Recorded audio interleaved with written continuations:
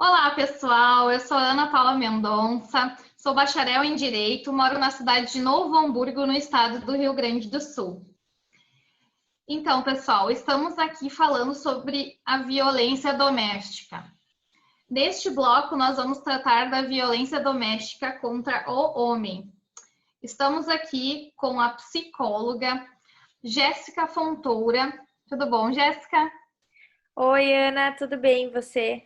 Também. Muito obrigada pela disponibilidade de estar participando aqui no meu canal, num assunto tão importante, né, que é pouco falado, que é a violência contra o homem. Então, Jéssica, a mulher, ela também pode ser violenta? Sim, as mulheres elas utilizam daquilo que elas mais sabem, falar, né? Nós fomos ensinadas a falar, então a gente utiliza isso contra os homens. Então essa é a maneira com que a gente pratica a violência, né? A gente faz muita violência psicológica, a gente degrine muito esse homem, a gente fala muito mal desse homem, a gente ofende esse homem, né? Degrina a imagem dele. E às vezes a mulher utiliza aquilo que ela tem para atingir esse homem. Quando ela briga com esse homem, ela não lava a roupa dele, ela não cozinha para ele, e isso é um ato de violência. Isso se chama violência psicológica. Então, sim, então a mulher também pode ser violenta, né? Quando ela xinga ele, quando ela grita com ele, quando ela ofende ele, quando ela fica sem cozinhar para ele, quando ela priva ele das necessidades que até então só cabia a ela e foi estipulado entre o casal que ela faria isso, né? Quando ela deixa de fazer isso para prejudicar ele, isso é um ato de violência, sim, Uhum. né? Então a mulher ela utiliza aquilo que ela consegue, que é a violência psicológica. Por vezes, e existe alguns casos onde a mulher começa a tocar objetos no homem, então isso também a torna agressiva, às vezes ela começa a se debater nele, e às vezes muitas violências acontecem porque ela começa a bater nele, vai para cima, e ele, como um ato de se defender, acaba respondendo, segurando, e ele com mais força aperta ela, deixa ela roxa, ou às vezes empurra ela contra a parede para ela parar de bater nele e ela acaba se machucando por ele ter mais força. Então, sim, então a mulher também é violenta, né? E ela comete muito mais violência psicológica do que o homem, né? A mulher tem mais ciúmes, a mulher xinga mais, a mulher ofende mais. Nós somos ensinadas a falar, né? Então a gente acaba usando isso ao nosso favor e sim, a gente comete violência psicológica contra os homens, sim. Uhum. Eu só queria deixar claro aqui, né, para o pessoal entender, não que a mulher tenha a obrigação de lavar e cozinhar e tal, né? Mas se foi o combinado que a mulher faria tal coisa, é isso que a Jéssica quer explicar. Se foi um combinado deles que a mulher que faz e ela deixa de fazer aquilo, então acaba se tornando, né, uma tortura, porque a mulher utiliza isso como moeda de troca, né, Jéssica? Ah, se tu não fizer Exatamente. tal coisa, então também não vou fazer tal coisa. Exatamente, exatamente. E esse combinado não é algo assim, ah, tu vai fazer isso, eu vou fazer aquilo. É aquela coisa que aos poucos o casal foi constituindo entre eles e que isso já é uma rotina. E aí, Uhum, quando a mulher faz isso, que nem tu falou, como uma moeda de troca, isso se torna uma violência psicológica. uhum. A história da violência com o homem é igual à violência da mulher? Sim, é a mesma coisa, é através da transgeracionalidade, né? Aquilo que acontece de geração em geração. Então, se tu viu a tua mãe privando o teu pai, né, de lavar roupa e de cozinhar, se tu viu ela tendo essas atitudes, tu automaticamente tende a repetir. Se tu vê a tua mãe tendo comportamentos de xingar o teu pai, de não se comunicar, de ficar 2, 3 dias emburrada e braba com ele, tu vai repetir esses comportamentos. Então, isso também acontece. O homem que vê o pai sendo mais submisso à mãe vai repetir isso, vai fazer a mesma coisa, né? O filho que viu a mãe xingando o pai vai procurar inconscientemente uma mulher também que xingue, que grite, que tenha as mesmas atitudes, porque a gente acaba procurando inconscientemente pessoas parecidas, né? Porque são as únicas maneiras que a gente sabe se relacionar e ter qualquer tipo de vínculo. Então, inconscientemente, tu vai procurando esse tipo de relação na tua vida, tu acaba atraindo esse tipo de pessoa para tua vida. Então, sim, é a mesma história. Do mesmo jeito que a menina viu o pai bater, o homem também viu esse tipo de relação e acaba repetindo e acaba atraindo também. É pela via da transgeracionalidade, pela via da transmissão de geração em geração. Um caso, assim, que é bem comum, né, que a gente vê nos relacionamentos, é a proibição, né, que a mulher faz do homem visitar a mãe, né? A gente vê muito, porque normalmente a nora, né, não se dá muito bem com a sogra, que graças a Deus não é o meu caso, mas enfim. A gente vê muito isso em vários relacionamentos, e também a questão do futebol, né? A mulher é bem clássico, assim, não, tu não vai, tipo assim, tá namorando, né? O cara consegue lá, faz o que ele quer, e aí começa, ou casou, ou firmou um compromisso, um relacionamento sério, aí o futebol vai ficando para escanteio, né? A cervejinha com os amigos também, né? Eu gostaria que tu compartilhasse a tua experiência, né, como psicóloga, de qual é a importância de que o casal tenha o seu espaço, né? Que isso não sufoque o relacionamento e depois, mesmo que a mulher não perceba, né, que ela não venha ter um arrependimento posterior de repente ter perdido, né, uma pessoa, né, um parceiro aí no relacionamento. Uhum. Esses momentos individuais do casal, do parceiro com os amigos, dela com as amigas, é essencial no relacionamento. Para o relacionamento dar certo, isso dá um aspecto de saúde mental muito grande na relação, né? Dá uma renovação no casal. Então, é importante que os dois tenham esses momentos distintos, porque antes deles serem um casal, eles foram pessoas distintas, né? A mulher não vai começar a ser mais feia porque o homem tá namorando agora. Então tem muito isso assim de não poder olhar para o lado, de não poder conversar com a fulana, de não poder ter amigas, de não poder fazer isso, fazer aquilo, né? Mas antes dessa pessoa entrar no relacionamento, ele tinha amigas, ela tinha amigos, né? Os amigos eram bonitos, não é porque agora começou um relacionamento que vão virar feios ou vice-versa, as amigas também. Então, assim, tu sentir ciúmes de forma excessiva, tu querer controlar, não te dá garantias que ele ou ela vai ser fiel a vida toda, né? O que tu pode fazer é apostar tuas fichas, né? E pensar quais são as consequências da pessoa se ela me trair, né? Eu vou terminar? Vou continuar na relação? Bom, eu vou terminar, então ele sabe que a consequência disso, de ele fazer determinada coisa, é que eu vou terminar e não vou voltar. Fim, né? De que tu possa ter ciência disso e entender que todo mundo precisa do seu momento de lazer, todo mundo precisa do seu momento para fazer as coisas que gosta. Imagina tu ser privada de fazer aquilo que tu gosta de fazer. Isso é abusivo, né? Combinar com o parceiro, joga então o teu futebol no sábado, combinar alguma coisa que seja bom para ambos e não só para um. Né? Um relacionamento é uma via de mão dupla, um relacionamento é 100%, mas tem que ter 50% de cada um. Tem que ter um meio termo para que essa relação dê certo. A partir do momento que não existir mais meio termo e que tiver que fazer 90% para um ou 100% para um e nada para outro ou 40% para outro, se torna abusivo, não se torna agradável na relação. Isso se torna algo que fica desconfortável para um e aí é quando a relação começa a desandar. Então, Jéssica, nós vimos que a mulher, ela tem uma proteção, a Lei Maria da Penha, né? A 11.340 de 2006.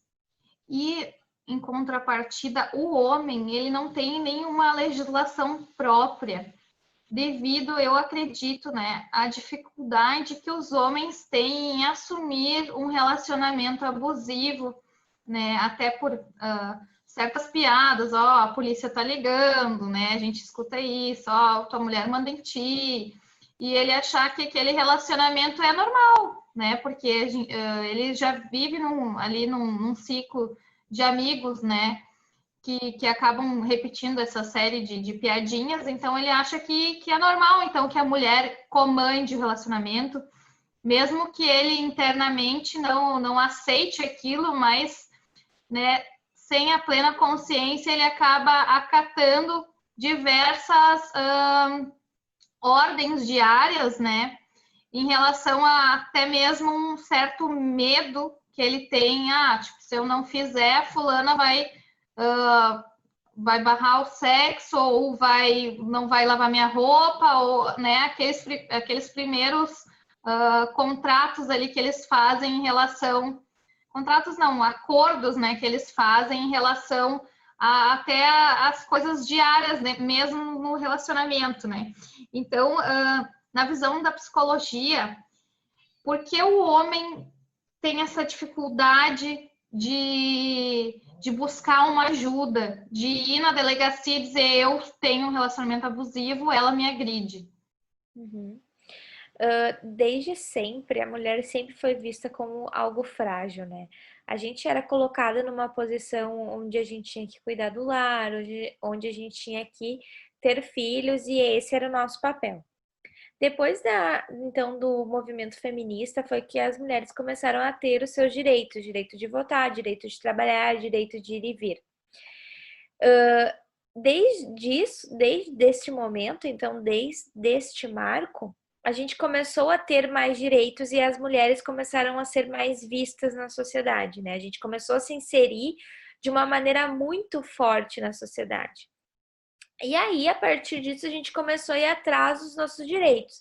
Então, a gente lutava por ser um sexo frágil, a gente lutava, então, por ficar protegida, a gente começou, então, agora a lutar por ser reconhecida como mulheres fortes, mulheres empoderadas, disso e aquilo. Então, a gente foi atrás de todos esses papéis que a gente teve até hoje, né? Por muito tempo, a gente se colocou no papel inferior e de que nós éramos frágeis, e agora então a gente está mostrando um novo papel para a sociedade. O homem, né, em contrapartida, sempre teve esse lugar de provedor, de o homem que não chora, de o homem que não sente. Ele sempre aquele cara que era apaixonado e que se apegava era motivo de chacota na frente dos amigos, né? Então o homem sempre foi visto como quem não tem sentimentos, quem consegue ficar com várias mulheres, quem Não, consegue o garanhão, quem consegue terminar um relacionamento e sair bem da história, enquanto a mulher fica em casa chorando. Então, o homem pela sociedade sempre foi visto como isso, né? O pai sempre fala para o filho: não chora, guri não chora, homem não chora, homem que é homem não chora, homem que é homem não sente. Então, tem essa cultura ainda. Né? Então, mostrar essa fragilidade, mostrar essa vulnerabilidade é algo que ainda é muito novo para o homem, né? Algo que ainda é muito difícil para ele. Então, dizer, ainda mais perante a policiais, onde que também acontece, quando acontece qualquer situação de violência, seja com homem ou seja com mulher, quando eles vão até a delegacia, eles também sofrem algum tipo de violência. Então, isso também ocorre na delegacia. Então, ele ter que relatar essa situação em frente a algum policial, isso também dá certo constrangimento. Isso ainda é um tabu. Falar da violência do homem ainda é o tabu. Falar que o homem tem sentimentos e que ele sente e chora também ainda é algo muito novo, né? Então, acho que a gente tem que falar mais sobre isso, pesquisar e explorar esse campo, porque os homens merecem ter uma atenção hoje, né? Nós mulheres já estamos em prol, e claro, eu acredito que ainda a gente tem muito a conquistar e muitas coisas a provar, mas de tratar o homem, se a gente fizesse campanhas, né? Se a gente fizesse um trabalho com esses homens de uma psicoeducação, de trabalhar essa violência com eles, eles poderem reconhecer e poder canalizar essa violência toda, né? Se fizesse um trabalho assim, de reconhecer que eles são humanos, são seres e que têm sentimentos, talvez a gente diminuiria a violência em ambos os lados, tanto do homem quanto da mulher. né? Mas aí o homem não é visto assim, o homem é visto como aquele que é agressor, como aquele que é do mal, como aquele que é ruim, e não é visto como um ser humano que tem os seus sentimentos e que tem as suas fragilidades, e que antes de bater eles já passaram por uma série de violências psicológicas, né? Porque aí quando tu vai investigar, a mulher chamava ele de merda, chamava ele de uma série de palavrões, e aí, se tu for mais a fundo, tu vai ver que o pai dele chamava ele assim, e isso é uma dor real para ele. Isso é algo que toca ele. Então, sim, a maneira com que ele tinha de mostrar o quanto doía era reagindo de um ato violento. Então, acho que falar mais sobre isso, desmistificar esse tabu é importante. Então, Jéssica, por que que esse homem ele tem a dificuldade de sair desse relacionamento abusivo? Qual que é o primeiro passo que ele deve tomar? Uhum. A gente ainda vive numa cultura que casamento é para sempre, né? Hoje a gente já vem reformulando isso e casamento tem tomado uma uma nova cor, né? A gente tem visto isso com outros olhos. E os homens, ele ainda tem essa coisa muito de família, né? De ter uma família, esse status social que uma família dá, que uma esposa dá. Então, às vezes, ele é muito preso a isso, né? De que ter aquela família é uma coisa muito bem vista pelas pessoas, né? Então, ele é. E fora que por vezes tem muitas outras coisas atreladas a isso, assim, né?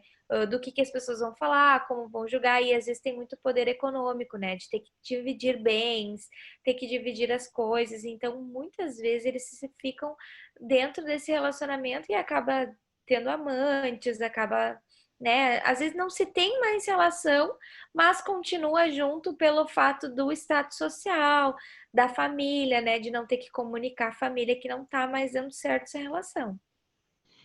E como a psicologia vê hoje a questão de que a mulher está mais ativa e, por vezes, agora estão se invertendo os papéis. O homem acaba ficando em casa, cuidando das crianças, e a provedora da família é a mulher.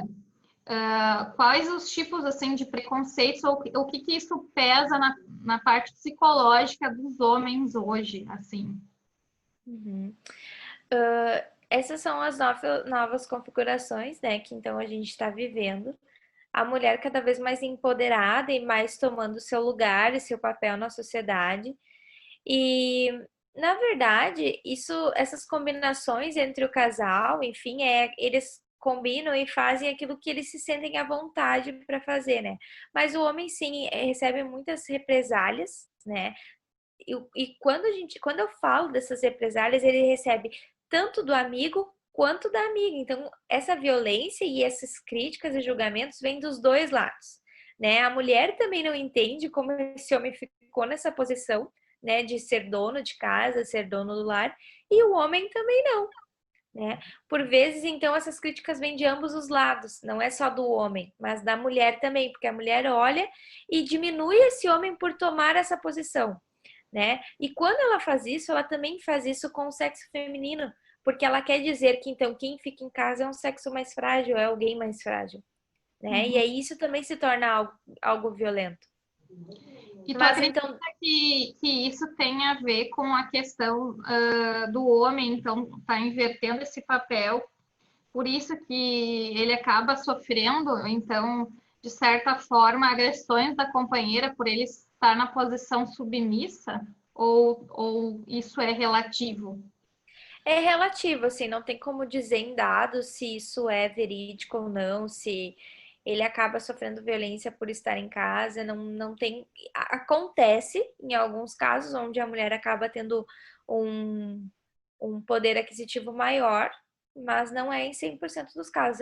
Às vezes é uma combinação do casal e dá super certo. Sim, eu ouvi alguns relatos, né, dos telespectadores aqui do canal, de que tem mulheres que ficam em casa, se acham as rainhas e que os homens têm que dar o luxo necessário para elas. Eles têm que sustentar a manicure, o cabeleireiro, né? E ela não precisa fazer nada, inclusive não precisa cozinhar, ela não tem a obrigação de fazer nada, e ele sim tem a obrigação de sustentar a casa e os luxos, né, do dondoca em casa lá. Então, assim, esse tipo de relacionamento, ele é tratado como relacionamento abusivo? Depende. Se o homem estiver sofrendo significativamente com isso, sim. Aí é um relacionamento abusivo, é um tipo de violência. É violência patriarcal, né? Onde envolve dinheiro e patrimônios. Agora, quando é uma combinação dos dois e o homem está feliz em fazer esse papel e a mulher está feliz na posição em que ela está, tudo certo. Isso depende muito de como tu interpreta e como está sendo para ti isso. Então é muito subjetivo. Se essas pessoas que te relataram isso apresentam um grande sofrimento em relação a isso, aí sim, aí é um relacionamento abusivo, aí tem que dar uma atenção um pouco maior. O que leva assim a mulher a ela chegar ao ponto dar uma facada, ou né, que a gente vê em casos de a mulher é muito perversa, né? Ela acaba, eu vi casos que a mulher espera o homem dormir, né? Porque até ela tem menos força, né? Que o homem. Ela bota uma panela de óleo quente e acaba despejando o óleo quente, né? Teve um caso, o caso do Bruno de Campos do Jordão, se não me falha a memória, de que ele recebeu uma mensagem de texto de uma outra mulher que não estava salva no celular, convidando para uma festa, e que essa companheira dele leu a mensagem, e na mensagem ela somente leu que essa suposta mulher estava o convidando para uma festa, e ela esperou ele dormir e esfaqueou ele. Após, né, o homicídio, ela chegou a ler novamente a mensagem, e na mensagem, né, dizia que estava convidando ele e a companheira. E essa companheira já havia, né, matado o Bruno. O que faz, assim, qual é o nome na psicologia desse surto, né, que as mulheres têm para cometer esse ato tão cruel? Não tem nome, tá? Na verdade, assim, o diagnóstico é algo muito subjetivo de cada paciente, de cada pessoa, isso é muito singular, né? Não tem como generalizar e dizer que se uma fez, ela tem tal coisa e todas têm. Teria que investigar o caso, teria que conversar com a pessoa, teria que ver, então, aprofundar bem a história para daí chegar a um diagnóstico verídico, né? Não sei que tipo de relação era, não tenho como te dizer assim com maior propriedade assim o que se passava, né? Mas normalmente, né, as mulheres elas esperam o momento mais apropriado, como tu diz, porque elas têm menos força, enfim. Mas é a mesma questão de se perguntar por que o homem mata uma mulher, né? A gente chama hoje de feminicídio, né? Mas isso também não é um diagnóstico para ele, né? Não tem como dizer que ele é um feminicista, não, acho que não existe também essa palavra, né? Mas é de se investigar porque cada caso é um caso. Às vezes pode ser um surto psicótico, às vezes pode ser uma perversão de fato, né? Às vezes pode ser um momento de, enfim, pode ser um transtorno borderline, enfim, tem N coisas que podem estar justificando esse ato, mas eu não tenho como te dizer que é uma coisa em si, porque aí eu estaria generalizando todos os casos. O que não é assim que funciona, não é assim, tem que ter caso a caso, investigação, investigação. Uhum. Então, quais os canais que eles podem buscar hoje em dia? Seria a Brigada Militar, né, o 190, e tem algum outro canal que o homem pode buscar, uma psicóloga, o que assim é indicado para o homem, já que, né, são limitados os lugares onde ele possa vir a buscar, assim, um socorro, né? Uhum. O primeiro momento, assim, é ele poder se cercar de pessoas que ele se sente confortável, né? Poder ir procurar uma ajuda psicológica, acho que é fundamental, principal, assim, neste momento, se ele estiver em grande sofrimento, procurar uma ajuda psicológica, né? Se fortalecer a ele mesmo, ficar perto de pessoas que ele gosta e que ele se sente à vontade, né? Não ficar vulnerável, porque a gente sabe que tem situações onde a mulher persegue, onde a mulher segue o homem em alguma festa que ele tá, se ela vê ele com outra, ela faz algum escândalo, enfim, que ele possa se proteger disso, né? E principalmente das redes sociais, que é onde hoje em dia as pessoas acabam, vai no churrasco, posta um stories, né? Vai com os amigos em algum lugar, posta uma foto. Então, poder se privar, assim, num primeiro momento dessas redes sociais, claro, não que a vida toda, né? E acho que em algum momento a pessoa pode fazer o que ela quiser, pode ter sua vida normal, mas de primeiro momento, assim, se fortalecer, tanto emocionalmente quanto psicologicamente, e poder ter esses cuidados, assim, para que ele consiga se libertar de fato de uma relação abusiva. E eu acho que o primeiro passo para sair de qualquer tipo de relação abusiva é quando tu se dá conta disso, né? Quando, ao se dar conta disso e tu identificar o que tu quer e o que tu não quer para tua vida, tu consegue tomar o primeiro passo. E tu acredita que o homem que está nesse relacionamento, ele também tem um problema com a baixa autoestima dele, assim como a mulher tem? Sim, eu vou dar um exemplo. Por exemplo, o homem que se relaciona com uma pessoa extremamente ciumenta. Essa pessoa, para esse homem, ele entende que esses ciúmes é um sinônimo de amor e de afeto, né? Porque o que acontece? A gente é ensinado que o amor e o ciúme são sinônimos, né? Quando a gente vê na novela que a mocinha ficou com ciúmes que o seu amado estava com outra, ou a pessoa, a vilã arma para beijar o mocinho e a mocinha vê, enfim. Aí ela fica triste, e aí dá aquela emoção no público. Então a gente é condicionado a entender que o amor é sinônimo de ciúmes. Então, se tu for perguntar para alguém, por que tu acha que ele te ama? Uma das primeiras respostas vai ser: ah, porque ele sente ciúmes. Então isso está muito atrelado ao amor. Então, para que essa pessoa se sinta amada, se sinta valorizada, sinta seu ego bem inchado, bem, né? Ela precisa sentir ciúmes. Então, quanto mais ciúmes ela sentir, mais eu me sentirei amado. Então, sim, a autoestima, os ciúmes têm a ver muito com a autoestima, porque eu não vou sentir ciúmes do meu parceiro se eu estiver bem comigo mesma. Se eu entender o meu valor e entender que estar comigo é uma escolha dele e ele, pelo jeito, quer estar comigo.